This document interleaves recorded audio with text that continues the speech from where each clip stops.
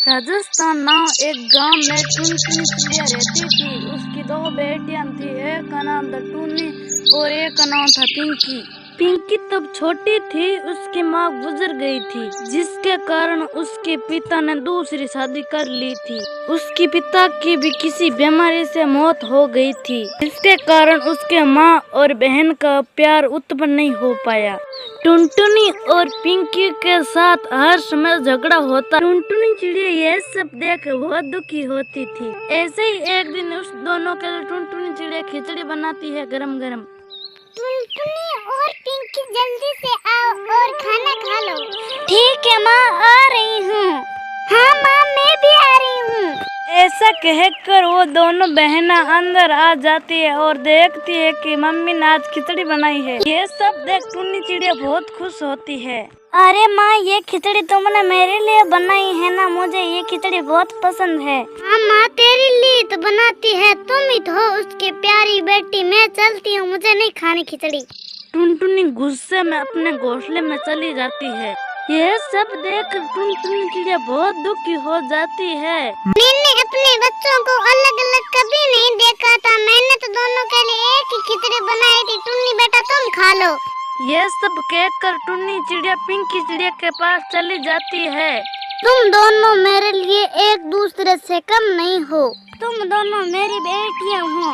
ये सब देखकर टुन्नी चिड़िया पिंकी चिड़िया को प्यार से खाना खिला देती है। ये सब देखकर टुन्नी चिड़िया और पिंकी चिड़िया स्कूल चली जाती है, पर वो दोनों एक ही स्कूल में पढ़ती हैं, पर दुश्मन की तरह। ऐसे वे दोनों एक दूसरे की परवाह नहीं करते थे। ऐसे ही स्कूल में प्रिंसिपल ने एक दिन अनाउंसमेंट करते हैं 15 अगस्त को। उसमें टुन्नी चिड़िया और पिंकी चिड़िया भी अपना नाम देती है। उसमें दीदी तुम भी आ रही हो ना? आ तो रही हूँ, पर क्या फायदा, वहाँ पर भी तुम जैसी चुड़ैल बहन को झेलना पड़ेगा। मैं भी ये कहना चाहती थी हूँ। ऐसे ही दोनों बड़बड़ाती घर चली जाती है। माँ, कल हम दोनों स्कूल टूर पर जा रहे हैं, 2 दिनों से घर आ जाएंगी। चली तो जाना, पर वहाँ पे झगड़ा मत करना। पिंकी, तुम बड़ी हो ना, अपनी छोटी बहन का ख्याल रखना। हाँ ठीक है माँ, अब हम सो जाती हैं। अगले दिन दोनों तैयार होकर ट्रेन पर चली जाती है, लेकिन ट्रेन के उतरने के बाद भी पिंकी अपने दोस्तों के साथ और टुन्नी भी अपने दोस्तों के साथ चली जाती है। शाम होने के बाद सभी ट्रेन के पास आ जाते हैं, पर पिंकी चिड़िया नहीं आती है। अरे ये दीदी कहाँ रह गई? मैं उन्हें कहाँ ढूंढूं, मुझे तो कुछ पता नहीं है।